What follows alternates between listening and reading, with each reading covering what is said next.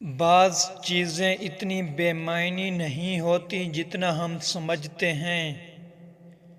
ظاہری جسم کے لیے نام اور پہچان ضروری ہے، البتہ روح کی پہچان کے لیے کسی نام کی ضرورت نہیں۔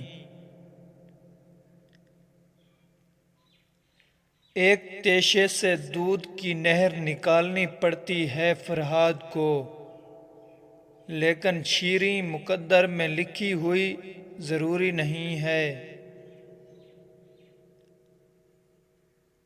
جو انسان یہ راز جان لے کہ اللہ کی رضا میں راضی رہنے کا نام خوشی ہے، تو وہ انسان بلا شبہ خوش ہے۔ ہر خواہش خراج مانگتی ہے، اپنی اپنی خواہشوں کا خراج دینا پڑتا ہے ہم انسانوں کو،